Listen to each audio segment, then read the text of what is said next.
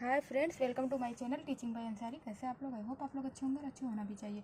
तो इससे पहले मैं आपको फेस वैल्यू प्लेस वैल्यू बहुत अच्छे से मैंने समझा दिया। अगर आपने वो वीडियो नहीं देखा तो जाके ज़रूर देख ले। और यहाँ पे देखिए, ये एक सवाल दिया गया है। तो सवाल किस तरह से पूछता है वो तो मैं आपको बेसिक समझाई थी। तो इसमें सवाल किस तरह से पूछता है वो आज हम वीडियो लेके आए हैं।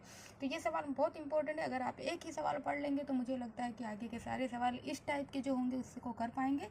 तो इसीलिए मैं थोड़ा सा ये वाला जो पूछा ही जाता है एग्जैक्ट उस तरह का सवाल मैं आपको लेके आई हूँ।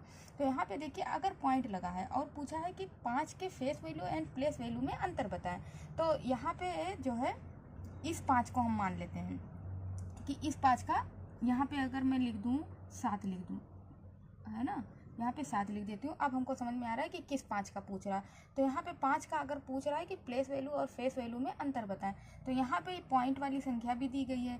तो जब पॉइंट वाली संख्या दी गई हो और वहाँ पे आपको जो है प्लेस वैल्यू फेस वैल्यू बताना हो, तो फेस वैल्यू यानी कि जातीय मान जो होगा 5 का तो 5 ही होगा, कुछ भी हो जाए, पॉइंट है कुछ भी है तो 5 का फेस वैल्यू 5 ही हो जाएगा। लेकिन यहाँ पे पूछा स्थानीय मान में अंतर बताओ, अब हमको इसका प्लेस वैल्यू भी निकालना होगा।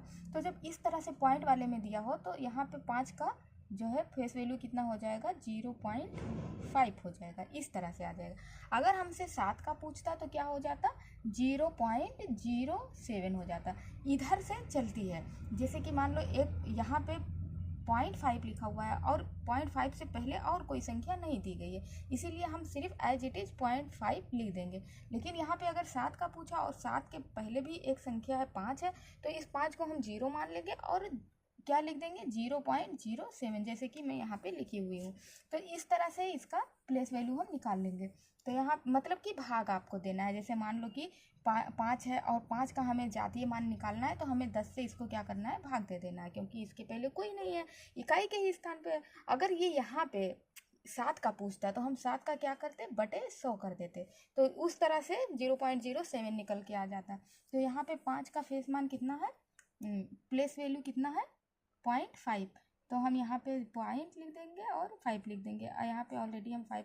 तो पॉइंट का किस तरह से एडिशन सब्सट्रैक्शन करना है वो बहुत पहले आपने सीख ही लिया होगा। तो यहाँ पे 5, 10 में 5 गया 5 और यहाँ पे 4 हो जाएगा।